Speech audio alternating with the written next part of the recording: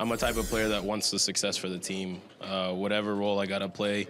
As long as I'm on the pitch, even if I'm off the pitch, I try to support. But the big thing is being in that position, the 8 position, I like whenever I'm not really contained, when I have the freedom to just, run and let my energy out, because I'll always be able to get back to my position. So if I have a coach that, allows me to do that and make my runs in behind and arrive late in the box, then, I have more opportunities to score more goals. It just depends on if it goes in the back of the net or not. Is Weston McKennie being wasted at Juventus? That seems a smidge dramatic, but he's not playing in his best position, as we mentioned. And I want to get into him because we started to have that conversation on the other side or earlier. Tones, I'm coming to you first because I know you are Milanista. You support AC Milan, but obviously you care about Serie A and what Juve is doing, especially with our American players. Tim Weah got off the bench in the last game against Torino, but Weston McKennie started at left back. Is Thiago Motta, the coach, getting the most out of Weston McKennie? We're speaking about balance. Is his team balanced enough to not only get the most out of his team, but also Weston in particular? Well, this is benefiting Juventus more than it's benefiting Weston McKennie. It's not his best position. You go back 2 games ago, not the semifinal against Milan, but the Fiorentina match that they played, and Dodo turned him. He's not a 1v1 defender. He's not a guy that you isolate on the outside and go, okay, he's going to win his battle. And Dodo just, spun him and turned the corner 2 or 3 times. And we were in that.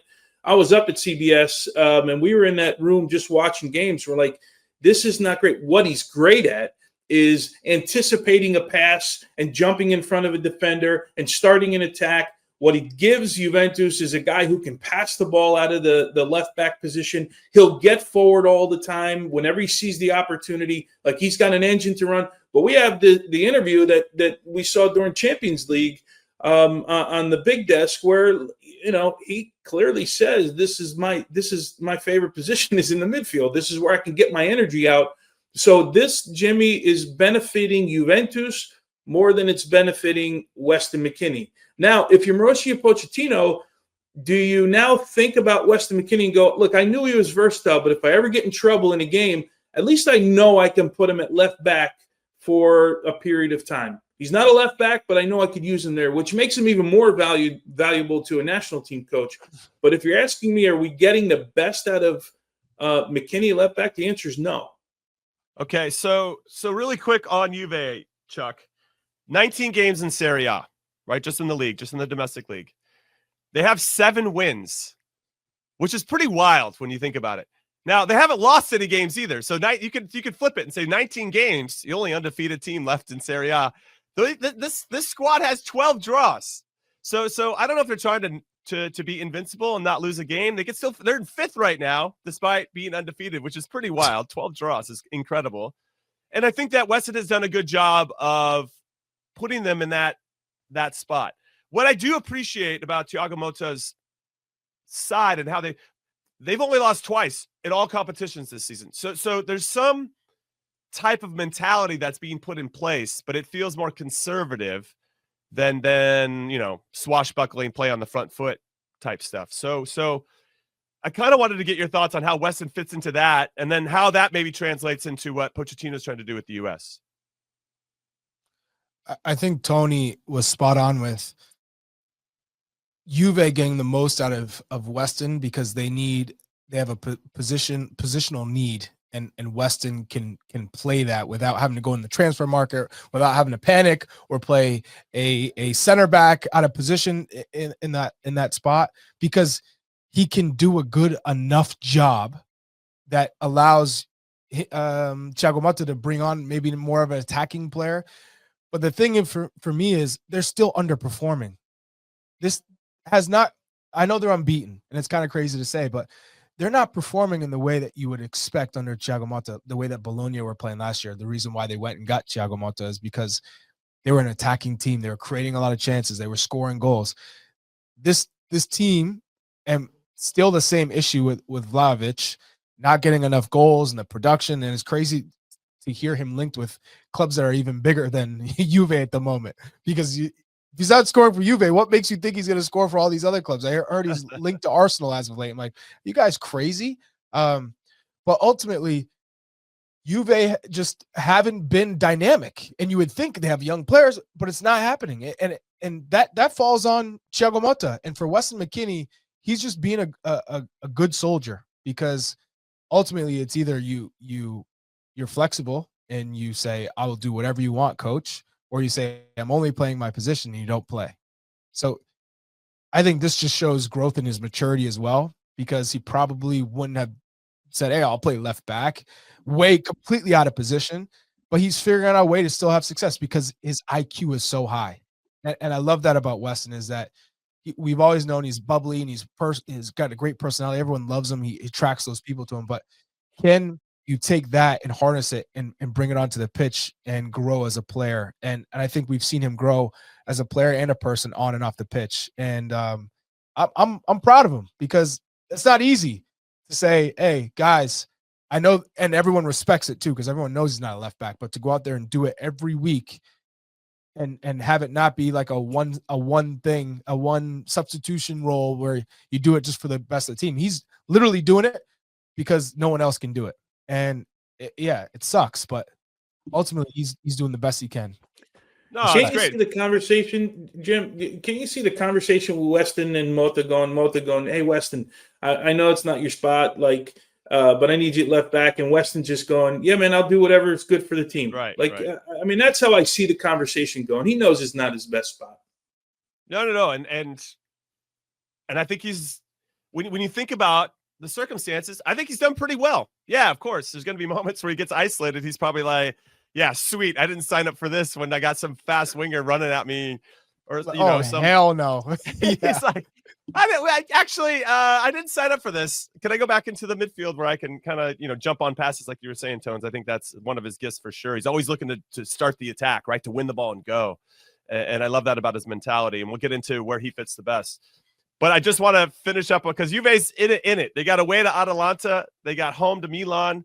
They got Club Brugge in the Champions League away, Napoli away, Benfica at home, and then Empoli at home. And these are that is a schedule. And we'll see. Imagine just from Weston's perspective, you're sitting there on a counter having to defend, Leao or CDK or Lukman, running at you full speed. You're just going, here we go. I'm getting a yellow. Exactly right. How many yellows can I get in one game? All right. So I guess the big question then is his versatility a blessing or a curse for him? Because he can play so many positions. And what I do think where it's a blessing is that you can be trusted. And that is so key as a coach, that you can look at someone like Weston, to your point, Tones, and be like, I trust you to do this. I know it's not your best spot, but I know you can go out there and give us a good shift and hopefully help us get some points and win some games. So I like that about him. When I think about how that versatility plays into the U.S., it gets a little trickier because we have a couple guys that can play multiple positions. Yunus Musa is another one. Tim Weah is another one. Serginho Dest can play multiple. Anthony Robinson being asked to come inside. I mean, these guys can just play multiple positions, which is great. Christian obviously can play a variety of the attacking spot. It's awesome, but also at some point we have to define their roles a little bit too, right? So it's a blur. It's a blur.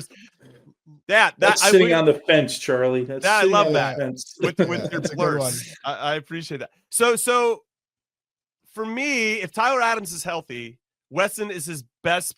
I think he's the best option for us right off of his shoulder, because that would give him, when you have someone like Tyler who can cover so much ground, I believe that gives Weston the freedom to take some risks when he does press or when he does want to join the attack or whatever it may be, because Tyler's like, yeah, I got you. It's no problem.